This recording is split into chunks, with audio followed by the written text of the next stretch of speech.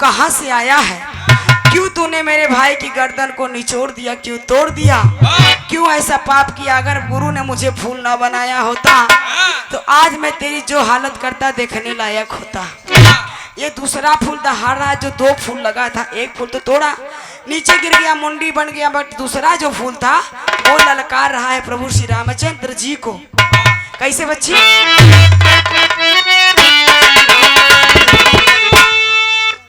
अच्छा, कुछ लोग का आदत हो गल पेरे के,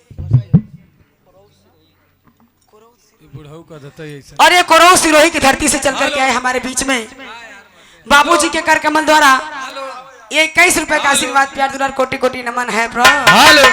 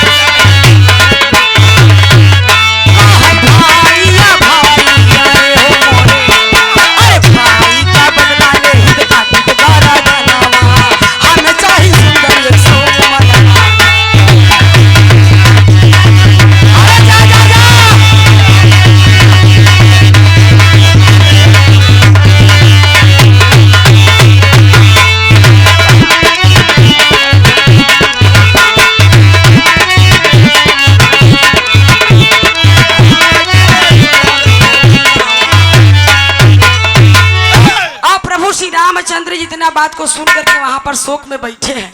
क्या है? तो हमें कोई कुर्सी देला।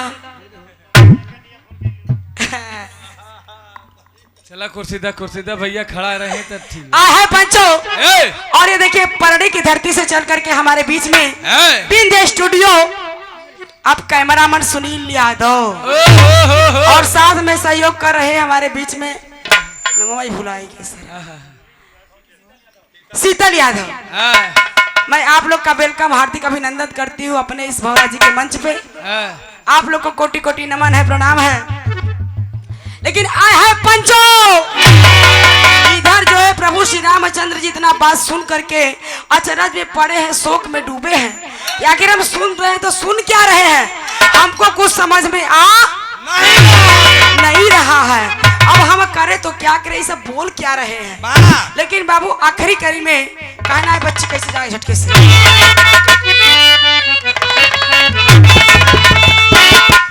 कि अरे मतलब न जानी पाए, सोचा इसी न झुकाई, अये हर वाल्मीकि का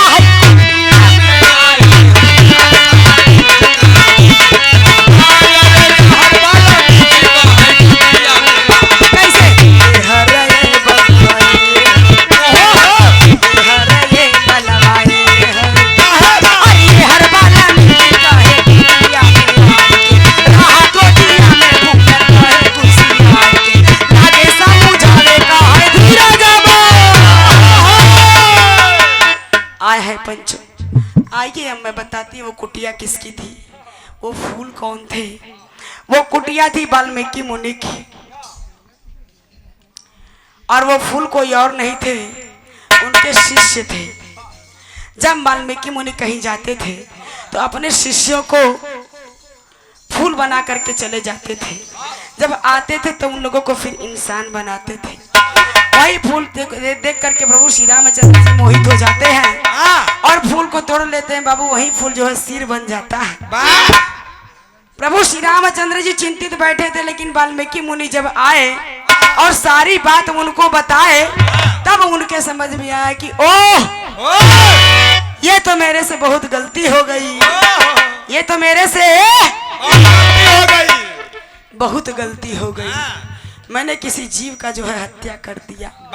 बट मुनि ने कहा कोई बात नहीं है प्रभु, वही जो फूल नीचे गिरा हुआ था, जो सिर बन गया था, फिर से उसको फूल बना करके वही फूल श्री रामचंद्र जी को दे देते हैं और कहते हैं कि प्रभु ले जाइए इस फूल को, माता सीता को दे दो। दे दीजिएगा। और वही फूल ले जा करके बाबू जब प्रभु श्री रामचंद्र जी माता सीता को देते हैं, माता सीता उस फूल को ग्रहण करती। बाबू जब समय धीरे धीरे बीतता तो गर्भ रह जाता है, गर्भ रह जाता है। उसी समय एक धोबी की बात पर माता सीता को प्रभु श्री रामचंद्र जी अपने अयोध्या नगरी से निकाल देते हैं। जब निकाल देते हैं वही गर्भ लेकर के वो सीता कहीं और नहीं उसी वाल्मीकि मुनि के कुटिया में आती है। और धीरे धीरे बाबू वो लड़का जन्म लेता है जिसका नाम रखा गया लव, क्योंकि वो लहू से पैदा हुआ था। जब फूल टूटा था तो उसके गर्दन से लहू बहा था, इसलिए उस बच्चे का नाम रखा गया लव। इधर की बात इधर छोड़िए, अब उधर चलिए। एक समय की बात थी, लव को सुला करके माता सीता फूल तोड़ने जा रही थी। फूल तोड़ने जा रही थी कि जाऊं मैं फूल लेकर के आऊं तब प्रभु श्री रामचंद्र जी की पूजा करूंगी। और वाल्मीकि मुनि एकदम ध्यान में मगन थे, बैठे थे। माता सीता उनके पास बच्चे को सुलाती है और उनसे एक बात बोलती है कि प्रभु मेरे बच्चे को देखते रहिएगा, हम अभी आ रहे हैं। जब कुछ दूर जाती है तो फिर उनके दिमाग में आता है कि ओ कहीं ऐसा तो नहीं है कि प्रभु तो ध्यान में मगन है, मेरे बच्चे को कोई गिद्ध कौआ चिल सियार खाई जाए। फिर सीता आती है और उस बच्चे को लेकर के चली जाती है। जब चली जाती है पंचो तो अपने बच्चे को लेकर के दोबारा आती है। जब यह मुनि का आंख खुलता है तो मुनि सोचते हैं कि ओह सीता तो अपने बच्चे को मेरे पास सुला करके गई थी, लग रहा है उस बच्चे को कोई जानवर खा गया। अब वो क्या किया, जो दूसरा फूल लगा हुआ था, जो फूल ललकार रहा था, उसको कुश बना करके उस कुश से एक बच्चे की प्राप्ति की जिसका नाम रखा गया कुश। अच्छा वहां जाके बोला ना, आवाज ज्यादा है। उस बच्चे का नाम रखा गया कुश। जब माता सीता आई अपने गोद में लल्ला लेकर के उस बच्चे को देखती है तो बड़ा अचंभित हो जाती है। कहती है मुनि मेरा लव तो मेरे साथ है, बट ये कौन है? प्रभु कहते हैं ओह जाने दो सीता, ये भी तुम्हारा बेटा है। अगर वो तुम्हारा लव है तो ये तुम्हारा, और ये लव कुश हमारे हाथ में भी है ना।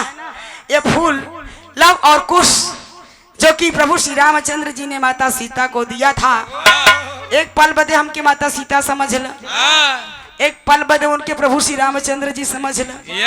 हमारे हाथ में देखा दो ठे फूल हो, एक लव है एक कुश है। का हो आहे पंचो, दोनों बच्चों को लेकर के सीता उसी वाल्मीकि मुनि के कुटिया में अपना धीरे धीरे जीवन व्यतीत करने लगती है। लेकिन बाबू कहानी अब यहीं पे छोड़ दीजिए, आगे की कहानी आगे चली जाएगी। कैसे बच्ची?